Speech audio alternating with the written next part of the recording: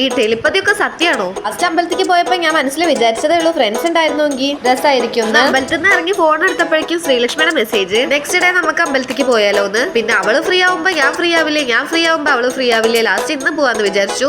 അമ്പലത്തിൽ വന്നു കഴിഞ്ഞാൽ ഈ മിറർ കണ്ട ഒരു വീഡിയോയെങ്കിലും എടുക്കാതെ പോയി കഴിഞ്ഞാൽ എനിക്ക് മനസ്സമാധാനം ഉണ്ടാവില്ല. ഞാൻ സ്കൂട്ടിയിൽ പോവാന്ന് പറഞ്ഞതാ, ശ്രീലക്ഷ്മി പറഞ്ഞു നടന്നു പോവാന്ന്. ഇത് ഞാൻ പഠിച്ച സ്കൂളാണ്, SD ഹയർ സെക്കൻഡറി സ്കൂൾ. എല്ലാ അമ്പലങ്ങളിലേക്ക് പോയെങ്കിലും ബാക്കി ഫ്രണ്ട്സിനെ മിസ് ചെയ്യുന്നുണ്ട് കേട്ടോ. പിന്നീട് ഒരു ദിവസം എല്ലാവർക്കും കൂടി ഒന്ന് വരാന്ന് പറഞ്ഞു. അങ്ങനെ ഞങ്ങൾ വില്വദ്രിനാഥ ക്ഷേത്രത്തിലെത്തി. ഇത്രയും ദൂരം നടന്നു കാരണം ശ്രീലക്ഷ്മിക്ക് ഭയങ്കര ദാഹം. വന്ന വഴി അവള് ഡ്രിങ്കിങ് വാട്ടറിൽ പോയി വെള്ളം കുടിക്കുകയാണ് ചെയ്തത്. പിന്നെ വെള്ളമൊക്കെ കുടിച്ച് അവള് ദാഹം മാറിയതിനു ശേഷം എല്ലായിടത്തും തൊഴുതു കഴിഞ്ഞതിന് ശേഷം അവിടെ ഫ്രണ്ടിൽ ഉണ്ടായിരുന്ന ഒരു കടയിൽ നിന്ന് ഞാൻ ഈ മോതിരം വാങ്ങിച്ചു. പിന്നെ ഞങ്ങൾ പറക്കോട്ട് കാവിലേക്കാണ് കേട്ടോ പോയത്. പറക്കോട്ട് കാവിൽ തൊഴുതു കഴിഞ്ഞപ്പോൾ സായിബാബയിലേക്കും കൂടി പോയിട്ടുണ്ടായിരുന്നു.